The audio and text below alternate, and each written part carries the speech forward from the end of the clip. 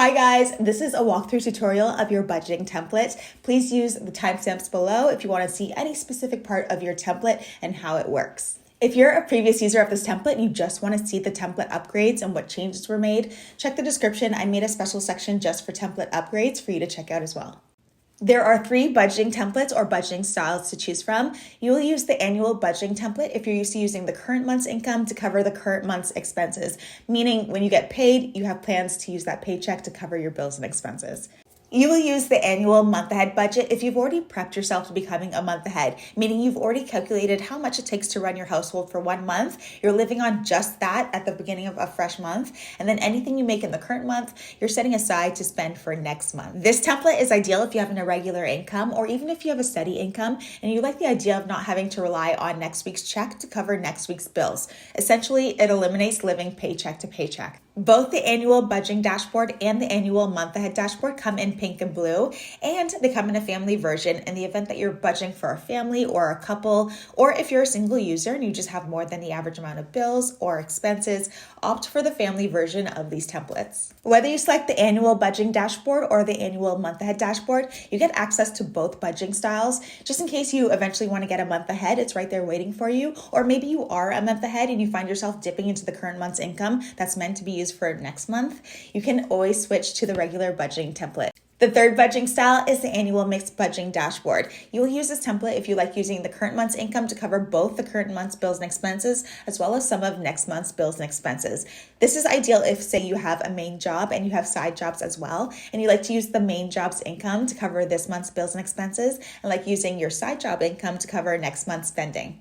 Immediately after ordering, you'll receive this PDF with a link to your template. Select which template you want to use. Click here and you're greeted with this screen. Select Use Template. Now your template is ready to go, ready to use. Rename it whatever you wish. However, I always suggest to make a copy of your template. That way you can use it for next year simply by changing the year in the January tab, and all the calendars will update. This copy is useful in the event that you no longer have the PDF with a link to your template, or you misplaced the email with the PDF with a link to your template. However, you'll always get the updated version of your template using the link on the PDF. For visual purposes only, the annual budgeting dashboard will be pink and the annual month ahead dashboard will be blue. However, they both come in blue and pink. And when I'm referring to the mixed budgeting dashboard, you'll know that I'm referring to it by its 2 tones in the income section. Your template will look just like this. However, feel free to write over the examples or delete them altogether. You will start your budget in the January tab, regardless of which month we are in. The January tab is your master tab, meaning what you put as your main categories, their due dates, their budget numbers gets carried to all the rest of the months. This is so you don't have to retype them month after month, and these main categories will be the makeup of your year-to-date totals tab. Having consistent categories each month will give you an overall accurate picture of what you saved and spent this year, regardless if you paid off a debt and no longer fund it, or if you have expense categories that you don't really spend in each month. I always say just because you paid off a debt doesn't mean that it once didn't exist, and you'll still want to account for that when you go to see where your income went for the year. So if you have a new bill or expense category, or maybe you have a new savings goal or acquired new debt, come back to the January tab to include it. Start by listing your different income sources here. Your budget sections are how much you estimate you're going to bring in income-wise. The budget sections for all the other categories are how much things cost or how much you intend to spend towards each category. The actual section is how much you actually earned or how much things actually cost when you went to go spend on them. List your monthly bills, their due dates, and what you're budgeting towards them. The bill section is your fixed expenses, meaning they often have a due date. If you do not pay them on time, you'll be penalized. And these often come out of your account automatically. So once paid, you will check them off to cross it out, meaning that they already came out of your account. Your yearly bill section is located below the income breakdown section. So just scroll down. The January tab is the only tab that has this yearly bill section because your yearly bills will show up only in the months they're due. So just go through it all, list it all there in the January section below. This section is also useful for maybe those bills that come out a couple times a year. And there's no need to touch the grayed out part of your yearly bill section. Again, this fills in automatically. After that, list your expenses. Your expenses are your daily spending categories, also known as variable spending. Expenses are necessary, however, you have wiggle room, meaning you can allocate certain amounts to them each month. The budget section of your expenses is the only category that doesn't get carried over to the next month, like in the bills, in your income section, in your debt section, in your savings section, because you're encouraged to set up a fresh budget for the month. Every month is unique, so your budget, your daily spending should be just as unique. Those who use the same spending categories each month often fall into the pit of overspending or underspending in certain categories because they're not taking into account what's going on that month. Maybe there are more birthdays to attend, events to attend, or on the other hand, if you're always budgeting $100 a month for clothing, you're going to end up spending $100 a month on clothing even if you don't need it because it's there in your budget to spend. A fresh spending plan that is not influenced from the month before gives you more control over how you want to spend your money for that month. List your savings and debts and how much you intend to put towards that as well in the budget sections. Your payment method section is where you will list what methods of payments you use and what accounts or banks they're associated with for your own knowledge. This will show up in the drop down of the list expenses here section, and this is where your daily spending will be tracked. Noting what method of payment you use is helpful for those who use different methods of payments, and you're able to see, for example, I have $741 left to get me to the end of the month, but my bank account says I have a bit more. You can see, oh, it's because I use cash for takeout and coffee that I didn't account for because it was cash I found in my glove compartment, for example. This is also helpful if you use different cards for different loyalty points. And you can clearly see that you use a card for a certain purchase, which should have yielded you X amount of points on that purchase.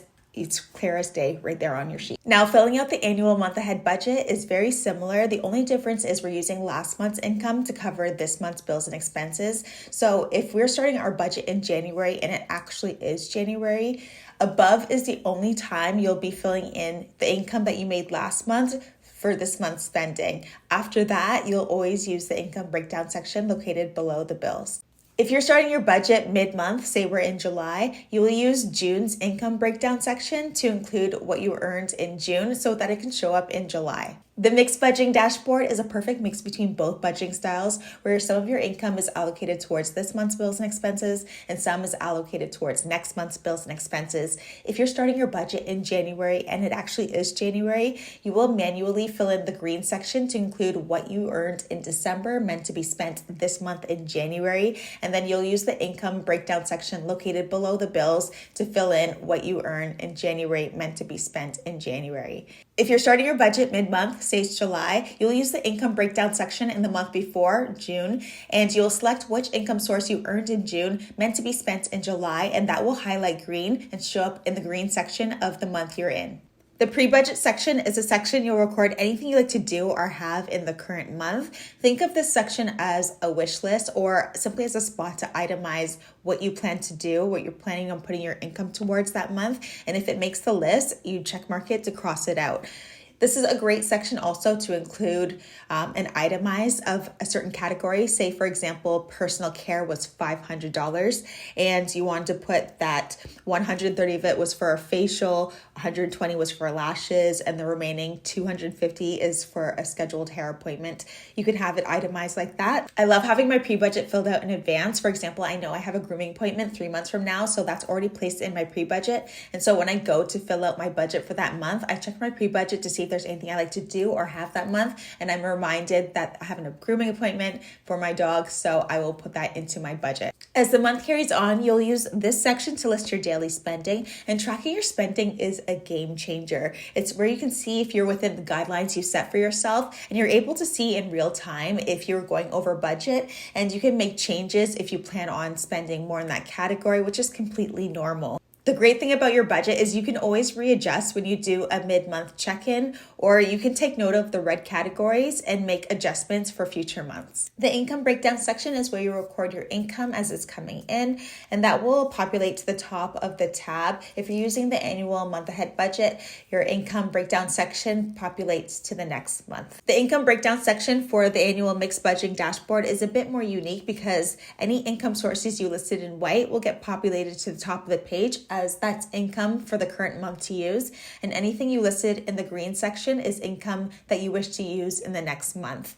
You'll easily be able to see which income goes to which month because it'll highlight green, indicating that that income source is going to next month. The Money Made Today calendar works in real time, meaning you won't gain a green box any day before the current day. This calendar is a reflection of your actual income, and you don't want to get in the habit of filling in your actual income before you actually receive it, resulting in you forgetting to adjust it if there's any changes or spending money that you haven't yet received. Use the budgeted income section for that. I love receiving all the messages from you guys increasing your income streams, and you're telling me that you like seeing the calendar light up green with all the days you've been paid. Makes me so happy. If you're using the annual month ahead budget, we're only working in actual income, so there's no budget section. So your Money Made Today calendar will always light up green because you're receiving pay as it comes in. The total and left to spend that you see at the bottom of each main category is a simple tally of what's in the budgeted sections and a tally of what's in the actual sections, and they always read like this: your income minus your bills, minus your expenses, minus your savings, minus your debt. So that's what we're looking at when we see that our budgeted section of $4,555, that's how much we're estimating we're bringing in into the current month.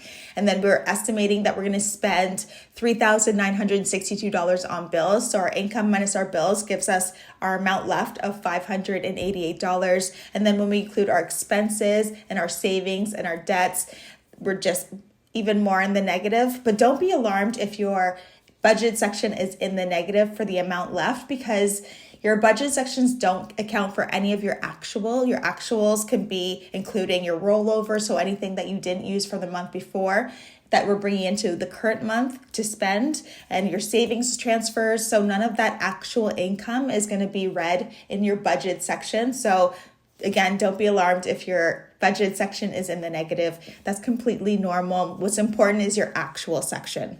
So when we look at the actual section, we can see that we're bringing in $7,850, and then minus our bills gives us $3,889 left, minus what we've been spending on our expenses gives us $2,919 left, minus what we put into savings and what we put towards debt. We are ending with $806.99, and that's how you read the total and actual sections.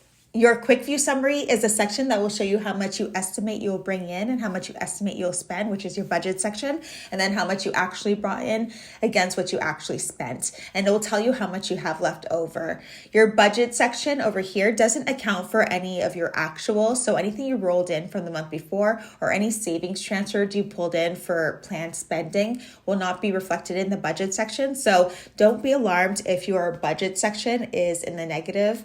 That's completely normal.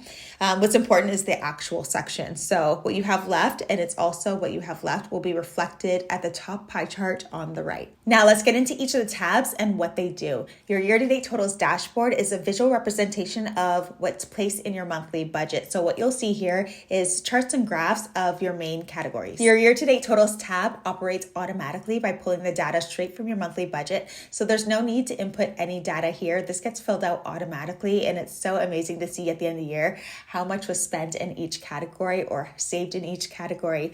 The only thing that you need to adjust here is if you are including or not including anything you pulled from your savings categories. So let's get into that. Scroll to the bottom. You will see a rollover section and a savings transfer section in your monthly budget. You will use the rollover section if you want to include any unused money from the previous month into the new month. For example, say you didn't spend everything you budgeted for in the previous month and you decided that you didn't want to save it or spend it, you can add it to the new month into the rollover section, and that will now become available income to spend that is on top of your earned income. You will use the savings transfer section for any savings you want to pull into your monthly budget. And this could be from your high interest savings account. Maybe it's from your emergency fund, your sinking fund, any planned savings that you have. You need to account for it in your monthly budget because we're wondering where it came from. You pull it into your monthly budget in the savings transfer section, and then you budget it out just like normal, whether it's a bill or maybe it's an expense, and then you spend it just like normal. Now, bringing it back to our year-to-date totals tab, our year-to-date totals tab tracks our savings transfers separately under savings because we like to know where all of our money came from. But sometimes we pull money from savings that was earned this year, meaning it came from this year's income. And sometimes we pull money from last year.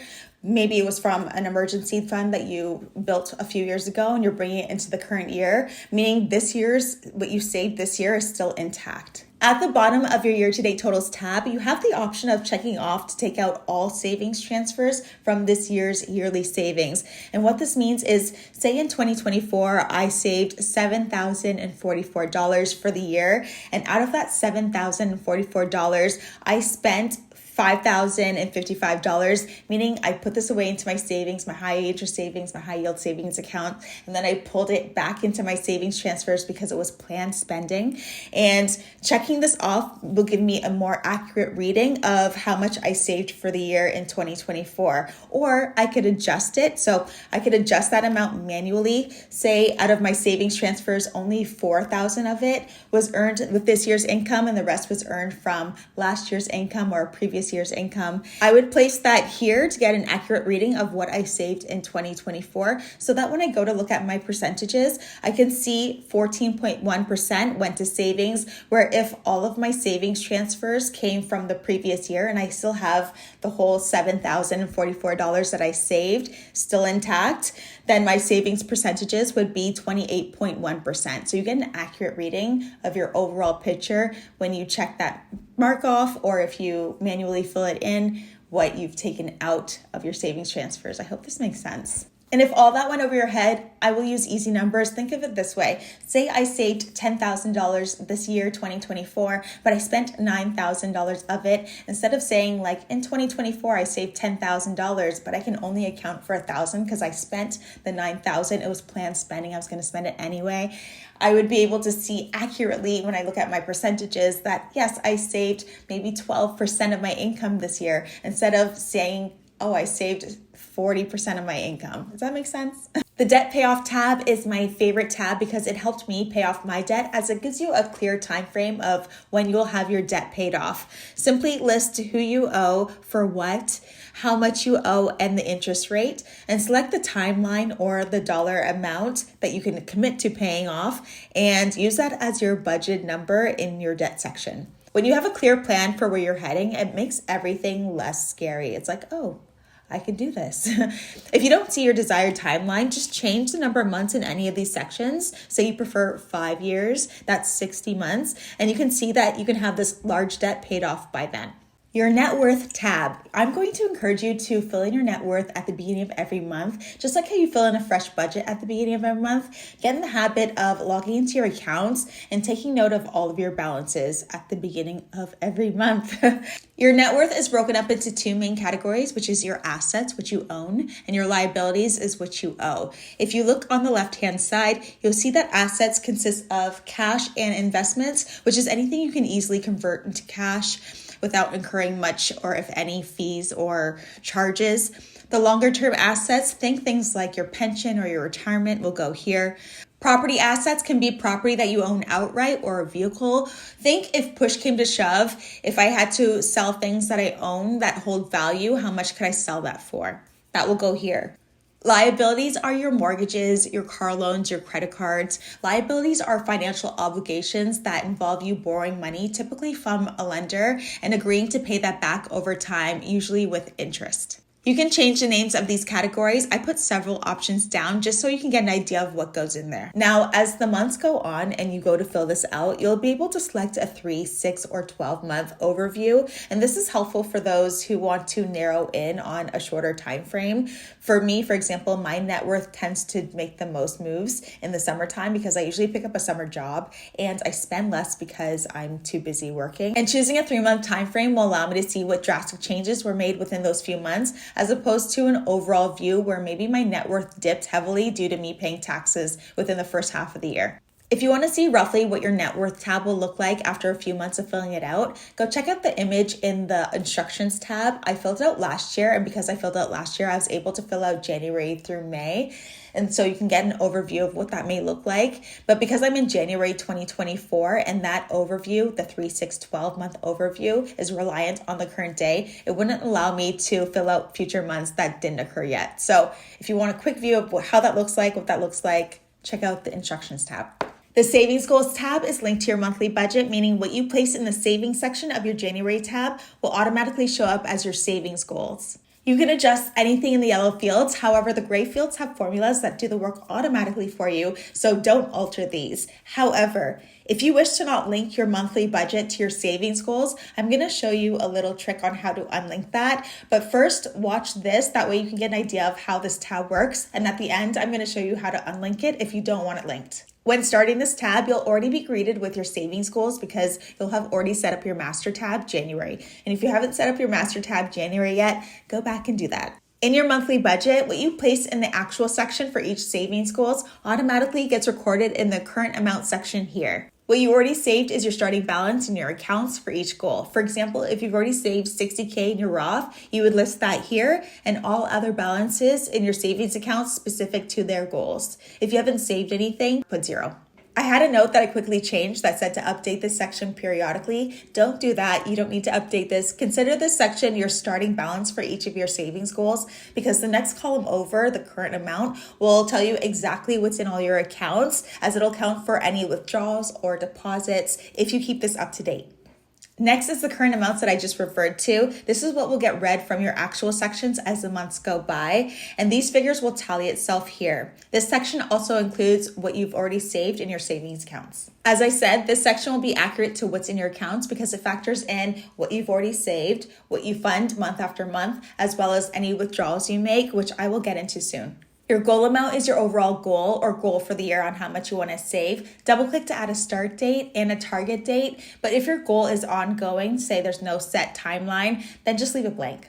Now this section, this checkoff section is asking you, do you want to include what's in your savings account as part of this year's goal? Check if yes, or leave it unchecked if no. I'll use these examples for better understanding. Say you already saved $60K in your Roth and you want to save an additional $7,000 this year to bring your goal to $67,000. You would check mark yes to include that $60,000. You would leave it unchecked if the goal is $7,000 and you don't want to include what you already saved. Even though they're both saving $7,000, it depends on how you want to view it. I know for me, there are some savings goals I prefer seeing just for the year. For example, my TFSA, I just want to see the $7,000 that I'm saving this year. And there's other savings goals that I prefer to see the entire amount, like my down payment. I want to see that large number. So it depends on your preference, and you'll know what that is once you start filling out your savings goals tab.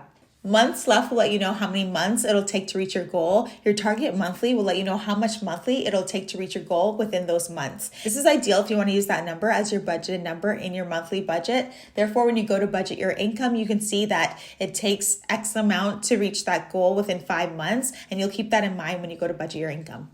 Because our savings goals tab is linked to our monthly budget, meaning we're automatically funding our savings goals using the actual section of the savings section in our monthly budget, we still need to document when we want to withdraw money because money is meant to be spent. We're saving this for a reason, right? To spend it. Scroll down to the bottom, and here is where you'll record what was taken out of savings. And this will be easy to remember because you'll likely have utilized the savings transfer section to pull money from savings into your monthly budget for planned spending. You'll just be taking that same amount and documenting that here, and then you'll see that the current amount will change with any withdrawals that are made. Now for some quick tips, tricks, and troubleshooting, and we'll start with how to unlink your savings goals tab from your monthly budget. This is ideal for those who may have grouped their savings goals. For example, say in your monthly budget, you prefer to have it called sinking funds, but in your savings goals tab, you want each sinking fund listed individually. And because our savings goals tab is linked to our monthly budget, there's some tweaking we have to do to unlink them. So what you'll do is simply write over the formulas in column D and write what you're saving for instead, or you can highlight it all and just press delete. That way all those formulas that are linked to your monthly budget are gone. That's step number 1. If a warning pops up, just press okay. It's okay, we're doing this, it's fine. Now we have our own savings goals that are not linked to our monthly budget. Next, locate the first current amount section in column G, double click it, and you'll see this formula. We're going to remove the purple that says year-to-date totals, and we're going to turn that negative sum ifs to a plus. So remove the negative, put the plus. Your formula will now read like this, and if you mess up, just press the back undo button and try again. Take this formula, this short formula, and drag it down to the bottom, to the very last savings goal by clicking the first square, and you'll see that little plus in the right corner side. Once you see that little plus, take it, drag it down, and you're done with that. Lastly, we're going to go over to target monthly, and we're just going to double check that the formula says G16/day if. If it says F16/day if, we're going to change that F to a G. And if it already says G16, then leave it at G16. So the only thing you need to change is one letter. If it's an F, change it to G. If it's already a G, perfect. You don't have to do anything else. Leave it as is. And then take that formula. If you did have to change it, take that formula, drag it down to the bottom, and it's finished. We're done. No more changes. Now, what we just did was turn our amount withdrawn section into a place where we both fund our savings goals and withdraw from our savings goals. And what that would look like is if we're funding our savings goals, we're putting money into our savings, we're just going to put it in as normal. And if we're withdrawing from our savings goals, then we're going to put it in a negative amount. So negative how much we spent in that savings section. And you'll remember this very easily because you'll most likely have used the savings transfer section in your monthly budget to account for any amount you're pulling from your savings. So we're just going to put that exact same number in this section here. If for some reason you messed up or you prefer to have it linked, open a fresh copy of your PDF and copy just the savings goals tab into your existing template. That way you have a do-over, a fresh, untouched savings goals tab to work with. Feel free to reach out to me if you have any issues. I'm always accessible and ready to help. For those of us who like sorting things by name and by date, here's how you do it. Simply click to identify which column you want sorted so that you can see which cell letter it is. Go to Data, Sort Range, Advanced Range Sorting Options, then select Sort By, and then the column letter that we identified at the start, and done. If you mess up, use the Undo button to go back and start again. Removing a debt, bill, or expense that you no longer pay from your monthly budget is actually something you don't want to do. I've said before that just because you paid off a debt within a few months of using your template doesn't mean that debt once didn't exist, and you'll still want to account for that when you go to see where your income went for the year. Because your year-to-date totals tab accounts for all your income and where it all went, here's a tip if you no longer want to see that bill, debt, or expense in your monthly budget. Change the font to white. That way it's still there. You can account for it in your year-to-date totals tab, but it's invisible to you in your monthly budget. What to do when you made a purchase, but you returned it and got your money back? How do you track that in your monthly budget? You're going to track that like any other expense. The only difference is that amount is going to be in the negative, meaning that amount goes back into its category for spending on something else. You can make a note in the description that it was a return. How do you go about adding more expense rows? This is a perfect tip if you're having an active month where a lot of spending has taken place. However, if this is your normal, regular spending style, you're going to find that you're going to always need more expense rows. And in that case, I would opt for the family version or an extra large version, which I have. Just send me a message and I'll send that over to you immediately. Now to add more rows, zoom out to 75%. That way you can see everything a bit more clearly, and then decide how many more rows you need. Highlight some of the expense area with all of the pre-budget and drag it down to where you want it. Highlight and copy the expense rows from above and paste it down to cover the blank areas. Take note of the very last row. On my screen, I ended at 177. Click any number on the No Spend Challenge calendar, the second calendar. Go to Format, go to Conditional Formatting. Click the second conditional formatting rule, and we're going to update the old row number to the new row number. And it'll be the second $AI number, not the first one. And we're done. I always like to double click on any cell of the X column of expenses just to double check that the blue and the purple formulas copy down to the very bottom. And they always do, but on the off chance that it doesn't, here's some troubleshooting on how to fix that. I had to intentionally alter this so you can see what to do, but say you followed all of the steps and the blue and the purple formulas are not copying down to the new rows that you added. So take note of the new last row. On my page, it was 177. That's the last row that I had. We're going to double click the first actual formula in expenses, and we're going to change the old row number to the new row number. We're going to do it for the blue and again for the purple. So we're going to do it twice in the same formula. Now you can see that it's reading exactly what you want it to read. And we're going to take that new perfect formula and we're going to drag it down to all the rest of the expense rows formulas. So you're going to click it. You're going to see that plus sign in the bottom right corner, and we're going to drag it all the way down, and we're done. And if you're running into any issues, just reach out to me. I will help you out in any way I can. I'm always available. I'm always ready to help. Changing the names of your headers is super simple, and this is something you'll do only in the January tab. Say, for example, you don't have any debt and you want to rename your debt category to giving or charity. Do this in the January tab, and all other tabs will reflect this change, as well as the year-to-date totals tab.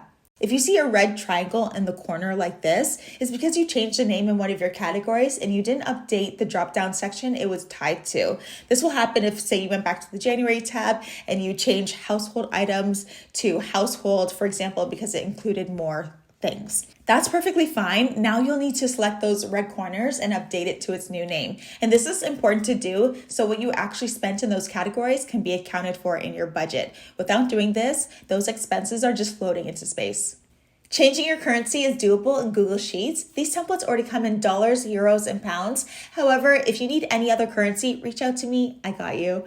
But if you want to do it yourself, this is exactly what you need to do. First off, select File, Settings, and adjust your settings to your spreadsheet. If you're already in your own country, your time zone should be correct. If not, select your country and your time zone, and you will see your currency pop up at the top.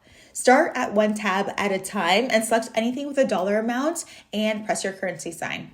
If you've opened your template and it's asking you to request access to use it, or it's in edit mode, it's likely because you've opened it in another email and the current email you're using is requesting access to use your template. Your template is only accessible in the original email you signed up in. So to avoid this mix-up in the future, share your template with yourself by adding all your email addresses. That way it's accessible to you regardless of what Gmail account you're signed up under. If you're opening your template for the first time and nothing's happening when you click use template, say there's like a spinning circle or it just won't open, double check to see if your Google Drive is full. I just cleaned mine out the other day and every email that I sent out with a file or was emailed to me with a file was stored in my Google Drive. Just do a quick little clean out and then come back to it and it should open just fine.